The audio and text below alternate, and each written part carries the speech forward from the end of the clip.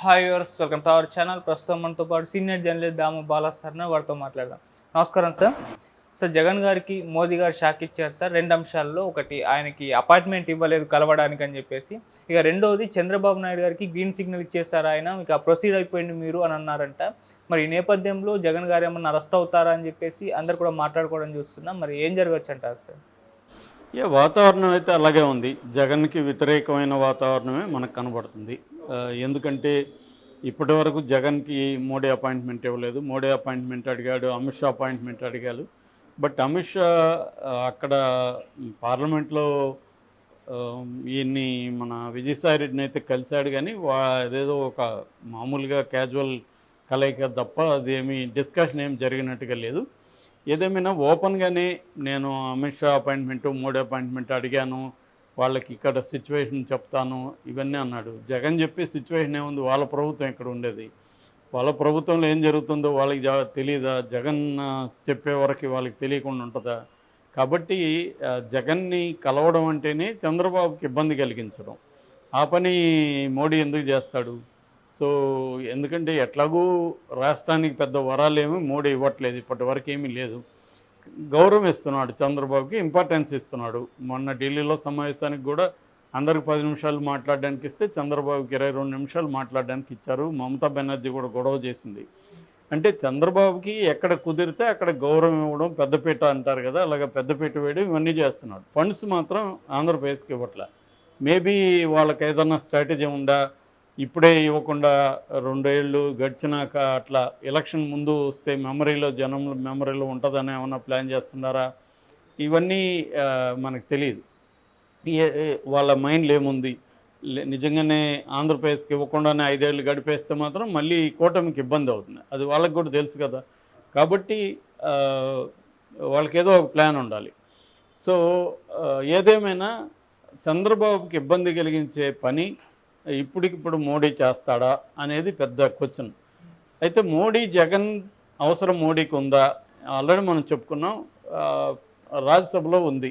Already నిన్న కొత్త పలుకులో రాధాకృష్ణరాజుతో కూడా అవసరమైతే మోడీకి తన 11 మందిని బీజేపీలోకి జగన్ పంపించేస్తాడు అనేది కూడా రాధాకృష్ణ రాశాడు. దీనికి కూడా గురువు చంద్రబాబే కదా. చంద్రబాబు నలుగురిని రాజ్యసభ సభ్యుల్ని అప్పుడు పంపించాడు కదా. సో చంద్రబాబు అయినా జగన్ అయినా మోడీకి భయపడి ఉంటున్న వాళ్ళే. అందుకని మన ఉండవల్లి అరుణ్ కుమార్ లాంటి వాళ్ళు మొత్తం ఇండియాలోనే బీజేపీకి ఎక్కువ ఎంపీలు ఉన్నది ఆంధ్రప్రదేశ్ అని చెప్పాడు. ఎందుకంటే ఆంధ్రప్రదేశ్లో ఎవరు గెలిచినా అది మోడీ అకౌంట్లోకి వెళ్తుంది. అది అందరికీ తెలిసింది. చంద్రబాబు భయపడ్డాడు, మోడీ అంటే జగను భయపడ్డాడు. జగన్కి కేసులు ఉన్నాయి క్లియర్గా. కాబట్టి మోడీకి ఆగ్రహం వస్తే మనం జైల్లో ఉండాలని జగన్ భయం. చంద్రబాబుకి అంతే. చంద్రబాబు అనవసరంగా మనం ఎన్డీఏ నుంచి వచ్చాము, తప్పైపోయింది, మళ్ళీ మోడీ అధికారంలోకి వచ్చే అవకాశం ఉంది అని మోడీ ప్రాపకం కోసమే చంద్రబాబు ట్రై చేశాడు.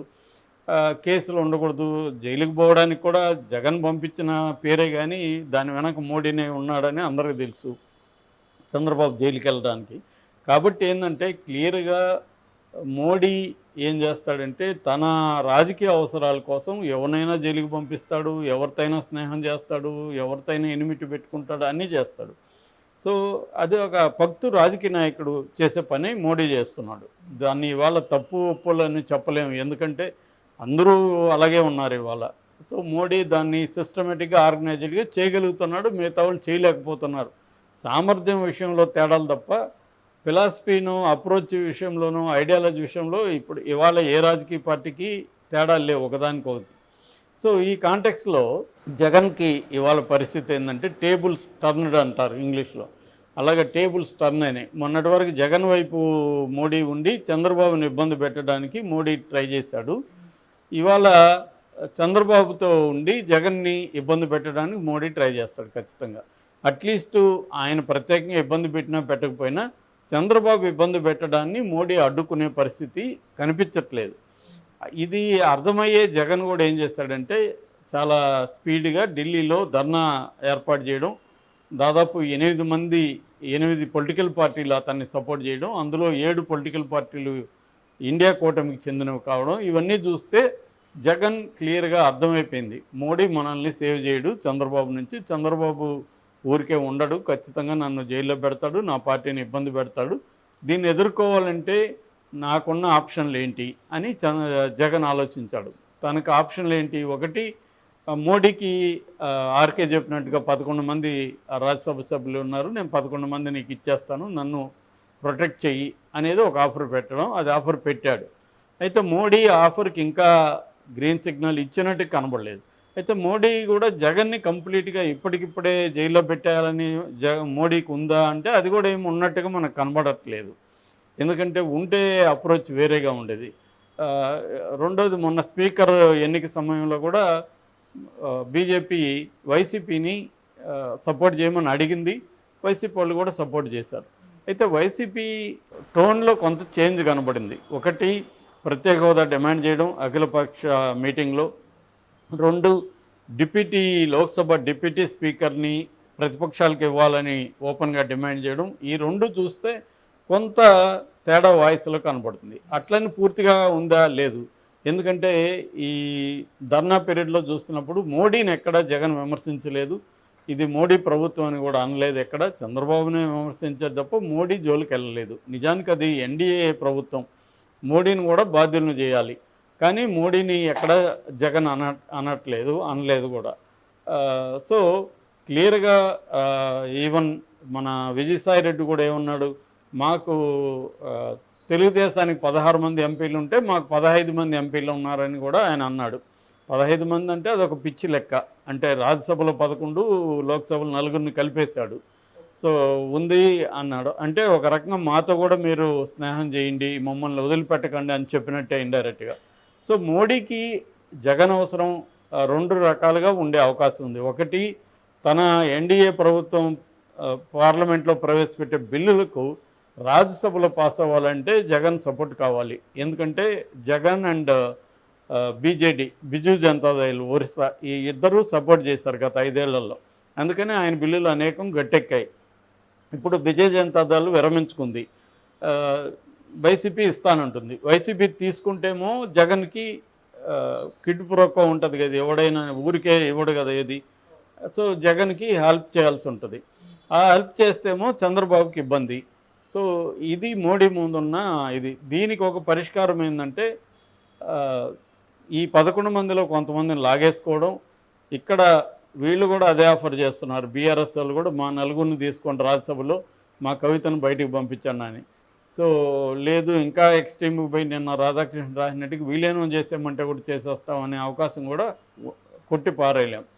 సో ఈ కాంటెక్స్లో ఒకవేళ ఈ 4 వచ్చి ఇంకొక 3 4 అక్కడ కొద్దిగా లాగేసుకొని అలా ఏమన్నా మేనేజ్ చేసుకోగలిగితే జగన్ అవసరం లేకుండా ఉండే పరిస్థితి క్రియేట్ అయితే అప్పుడు మోడీ జగన్ని తొక్కేయడానికి గ్రీన్ సిగ్నల్ ఇస్తారు.